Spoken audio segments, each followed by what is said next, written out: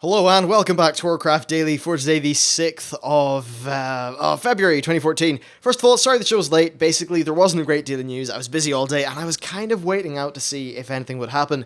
Now, the good news is that we will relatively soon find out the previous quarter's numbers for World of Warcraft in terms of subscription, probably losses because it's not really the new expansion yet.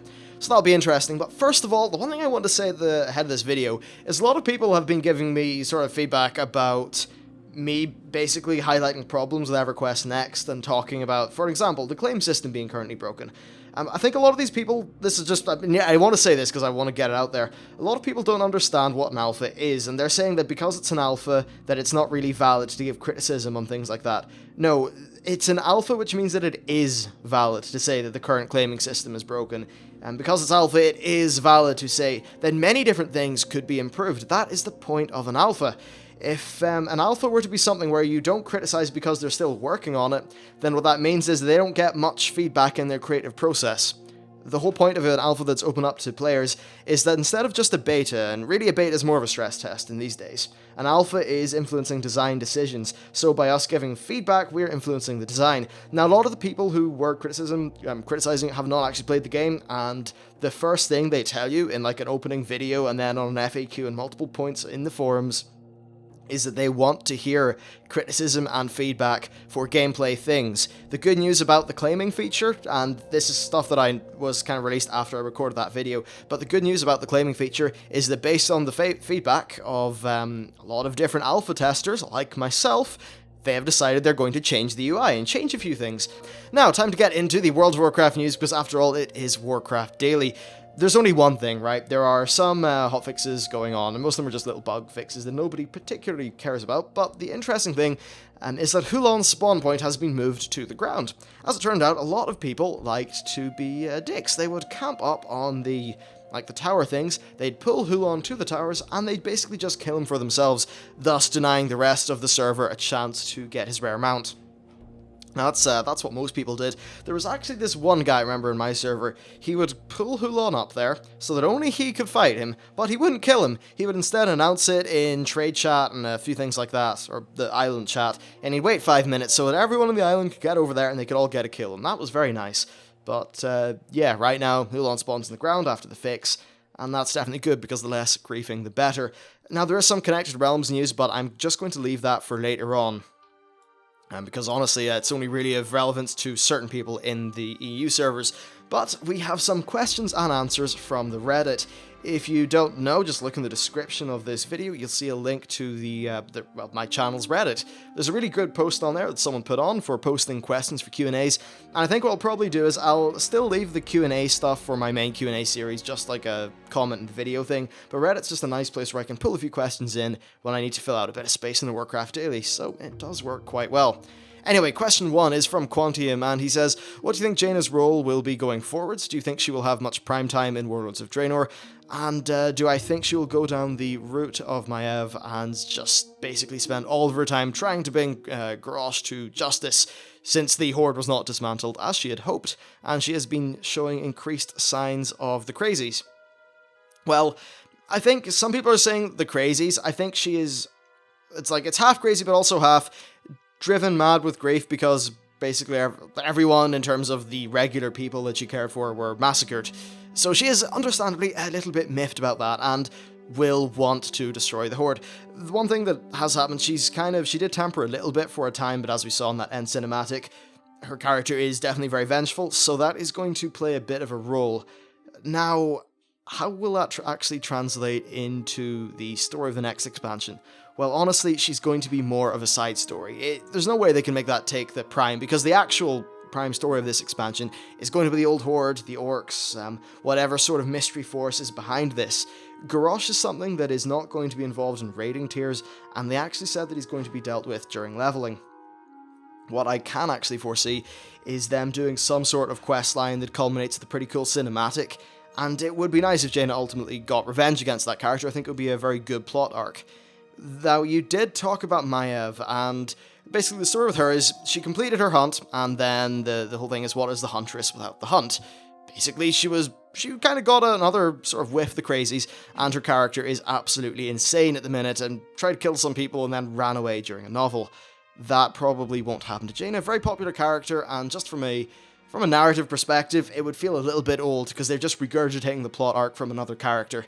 So honestly, I think she will probably have some sort of interplay with Garrosh. I don't think it will be a massive element of the expansion as a whole, but it will be an interesting little piece of story, and she will afterwards hopefully at least feel that her... Okay, time will go on, she will realize that it was just Garrosh, and she will stop blaming the Horde as a whole, probably due to her and Thrall being the people who end up finally subduing Garrosh. I think that's what will happen, and you know what? I think it could be pretty damn nice. Just hopefully Blizzard don't make it really cheesy and cringeworthy. So, our next question comes from Homeless in London, who says, do you think garrisons, if garrisons were bind on account, or at least the rewards from garrisons, they could use it as a good way to help characters level and gear up alts? Not that I think we need any ways of leveling characters faster, but it could do away with all the current ways of doing it now, like heirlooms, timeless pieces, and that sort of thing. And also, in his opinion, it seems rather clunky currently. Yeah, I think he means the current system feels a little bit clunky and doesn't fit the game too well. So first of all, about just the idea of bind on account rewards. I'm okay if there's a few of them. It definitely does need to be alt friendly, and Blizzard said that they're going to be using... Garrison progression will essentially be faster on your alts. I still want the idea of garrisons to be on a per character basis, because you'll be able to spec your garrison in different ways. You'll only have maybe 11 building slots, but there will be, say, more than 11 buildings. So it would be nice to have a garrison tailored to what you want to do with every character. So because of that, garrisons should not be bound in account, they're on a character basis. Now as for rewards, the main gear rewards I think should still be on a character by character basis, because I don't really think it works too well if you level up an alt and then, let's just say it's the second patch into the game, your main has an amazing pimped out garrison with all the bells and whistles, and because of that can do missions that actually reward pretty decent levels of gear. Well, I just think it's skipping out a little bit too much if you can just mail that over. I think some basic heirlooms would be nice. Perhaps there's an idea where you could have some heirlooms that would help you out while leveling through Draenor. Maybe not necessarily in terms of giving an experience buff, but maybe they have some cool tertiary stats or something like that. So they'd be nice and useful during leveling, or maybe just killing things in the open world, but not really the sort of thing that would be ultra competitive for raiding. But yeah, in general, I do know what you mean about heirlooms and all that being a little bit clunky at the minute. You have to mail them all over the place and all that stuff. Well, it's not going to be so clunky in Warlords. Heirlooms are going to have their own UI panel, and you'll just be able to, on any character, open up your heirloom interface, pull whatever heirlooms you need, and it should be way easier and less clunky than the current system. Though I do agree that when you're leveling up through the different zones and the XP you get is kind of out of whack with the intended level or like quest progression through the zone, it just means you have these half-finished zones and it doesn't really feel that well designed. Honestly, I think that since that's something that's only going to happen to players who've already leveled up once by themselves, it's not as much of an issue. It's not like new players are having the leveling completely ruined for the first time. And hopefully those people will not buy, because honestly, I think that you do need to level up one character to get an idea of the base mechanics of World of Warcraft as an MMO. So there's that. Anyway, next question is from Sanadin11, and he says, do you think they will update Rexar's model for Worlds of Draenor? Because he looks a little bit like Batman and Hulk's love child. Also, do you reckon Rexar will have much involvement in Warlords of Draenor? Because I think we need to compensate for him not being in Mists of Pandaria like they said he was going to be. Very good question. So first of all, Rexar is kind of supposed to look like a cross of Batman and Hulk. So if you were to say that Batman was an orc and Hulk was an ogre, then you get Rexar. Rexar is half orc, half ogre, so he is going to look kind of unique and weird. I think his tribe is Mok'Nathal. I think that's the name of it, but anyway, they do look like that. Of course, a higher fidelity version of Rexar would be great, but I do like the idea of him kind of being a little bit of a brute, but not so much of an ogre. I think that looks kind of good. And just by increasing the fidelity of the model itself, you know, the polygon count, all that stuff, it should make him look better. And if he was going to have much involvement in Warlords, they would probably give him a new model anyway. As for his involvement in the expansion, I think, yeah, it would actually be really nice to see him as a Horde character. That you can maybe have... There's maybe, let's just say, a zone where the odd quest is you and Rexar. I think that would be really cool, actually. Because he is an interesting character. He does go back in Warcraft lore, all the way back to Warcraft 3.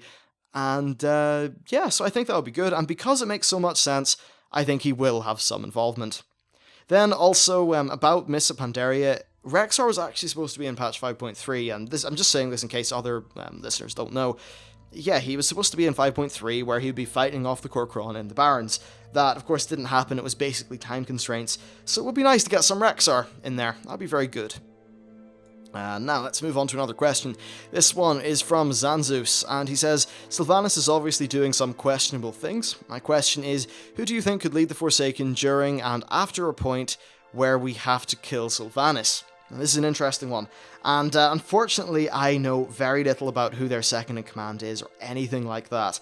What I do know is, though, that there are certainly enough plot hooks going on for a Lich Queen story, and they could certainly tie in Sylvanas.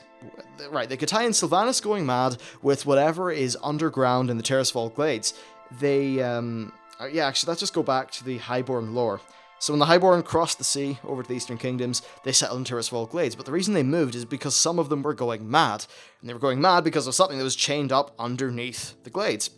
And we know there's something chained up there because if you go to a certain place in the Terrasfall Glades, you turn your music volume all the way down and your sound effect volume all the way up, then you hear the beating of a heart and the rattling of chains. So there's something under there. Now, they could combine that, they could combine the Valkyr, the new Blight, Sylvanas' aggressive expansion, to make the character go nuts. As for your actual question, I'm sorry, I just don't know enough about the Horde, or the Forsaken, and even just reading up a wiki on them, I wouldn't be able to give a decent opinion on it, so sorry about that one, but I think there's definitely an interesting story to be there, and I'd like to hear it. Now, first of all, we have two different things for Europe. We have initially some Connected Realms, and then finally some very good news in the way of free character transfers. So, first of all, the Connected Realms are going to be Dragonmaw and Haramash, Zeladar and Bladefist, and then Deathwing is being added to the Karazhan and Lightning Blade server. Then, for the French people, Itrik is being added to Krasus. For the Germans, Blutkessel is being added to Arthas and Velcor. And then, at some point after those connections, they're going to be adding Bloodfeather to the Korgal, Executus, and Burning Steppes realm. They'll also be adding Spinebreaker to the Dragonmaw and Haramash realm. They'll be adding Junemaul to Auchindoun and Jadenar. And then for the French people, La Cassade Éclairée is being added to the Culte de la Rivière Norte. Listen, I can't speak French. And then finally, for the Germans, Die Tokus Krallen something is being added to Die Argeschwach and Das Syndicate. Yeah. Finally, for the free character transfers. If you are on the Draenor Silvermoon server, you can move to Magtheridon, Bronze Dragonflight, or the Chamber of the Aspects for free. Kazakh people can move from Kazakh, Stormscale, Sylvanas, Twisted Nether to Grim Batal. Not really too sure how that's written, but okay. And then Outland people can move to Grim Batal and Drakthul. I know for a fact that Outland is actually a server with a very high population, and there's often queues on it, so that makes sense. Then finally, Ragnaros can move to Grim Batal and Frostmane. It certainly does seem like they're trying to bulk up the Grim Batal server there. Anyway, that's it for today's Warcraft Daily. Now, the financial calls for the quarter will be coming in from Blizzard. We'll get to find out a whole bunch of things. That is in about 5 to 6 hours of the recording. If there's anything particularly special, I'll do like a little Warcraft Daily special for it. But if it's nothing that's too out of the ordinary, I'll just roll into tomorrow's show. Anyway, that is it for me. Thank you very much for watching. I hope you enjoyed the show, and I will see you next time.